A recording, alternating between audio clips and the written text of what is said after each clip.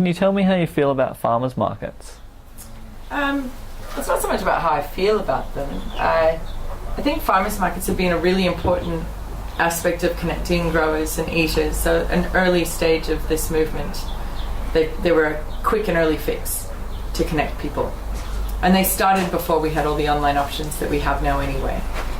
I think with the online options we have other forms of connection, and so farmers markets aren't the be all and end all. I also agree with Joel Salatin that from our perspective, they're not a great business model.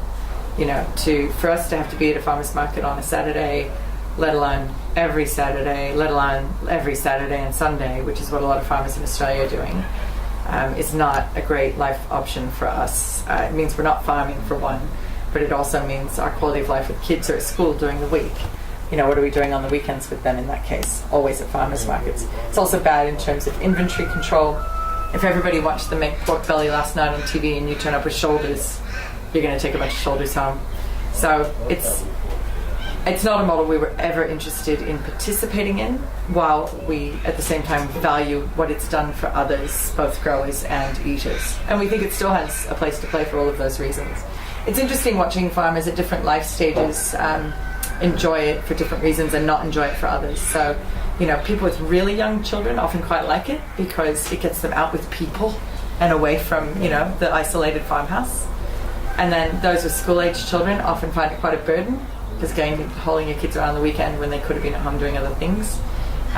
The older ones seem to often like it again, especially the farmers who've just discovered them and they've been farming forever.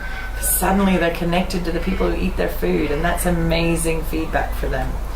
But for us, because we came up here and sold online from the beginning, we've been connected and talking to them online about what we grow here and why we grow it since dot. You know, we were sold out of pork before we had pigs, so we didn't need that market. And we love the convenience of our model. You know, I do 2 deliveries a month.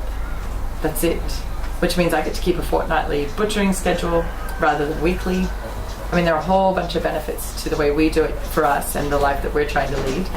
While I know and appreciate that for others, there's a lot of benefit to them in going to those markets and being connected in that particular way. No, you touched on some really important things there, because there's definitely the social aspect that farmers need, and for people to get reconnected with their food, for the people that I guess aren't really able to do that online. But as far as efficiencies goes, I see that online is really the solution to a lot of our supply issues, especially if you can go out to the farm and meet them and know how they do things. That's the thing, having our farm gate shop and running an open farm, we don't lack for contact with people. We have people here all the time. And so, yeah, to go out on a Saturday and spend time with like thousands of people just doesn't sound like a great way to spend my day. I love having them up here and being able to let them go for a wander and have a picnic somewhere.